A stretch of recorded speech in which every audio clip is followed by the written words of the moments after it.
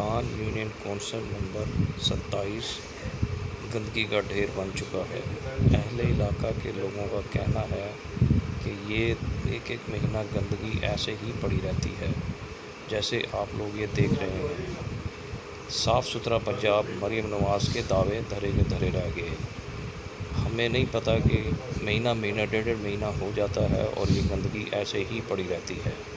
आला काम से हमारी अपील है कि कम से कम हमारे गली मोहल्ले तो सफा कराते हैं। वो कहते हैं जो मर्जी कर लो, जिसको मर्जी कह लो। ये 8 दिन 5 दिन 6 दिन नहीं आते ही नहीं उठाने, आते हैं तो फिर छोड़ के चले जाते हैं। आधा उठा जाते हैं, आधा छोड़ जाते हैं। उनसे बात करते हैं तो वो कह रहे हैं जो करना है कर लो।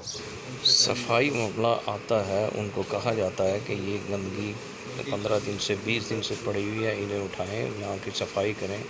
तो अमले का कहना ये होता है कि जाओ जिसको मर्ज़ी कह दो, हमने नहीं उठाना, हम जब उठाएंगे जब हमारी मर्ज़ी होगी। मिन्नतें तरले करके पैसे दिए जाते हैं, फिर जाके ये महीने के बाद उठाया जाता है। आला काम से हमारी अपील है कि इसको जल्द से जल्द साफ़ कराया जाए। 4-5 दिन हो जाते हैं, गंदगी के ढेर ऐसे ही पड़े रहते हैं। ये 5-5 7-7 दिन जो है ना गंद पड़ा रहता है। जब भी जिसे कहो लड़ते हैं, झगड़ते हैं, कहते हैं जी हमने नहीं उठाना। आते भी है तो देख के चले जाए, गंद पड़ा नहीं है, यूँ है वो है, इतनी बातें करते हैं। हम दुकानदार हैं, तंग होते हैं। यहाँ सारी बदबू होती है, सारा दिन जो है ना खड्डों में पानी गंद पड़ा रहता है।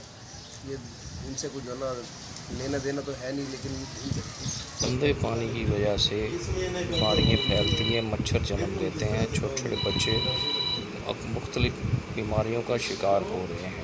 आला काम से अपील है कि जल्द से जल्द इस गंद को ख़त्म कराया जाए।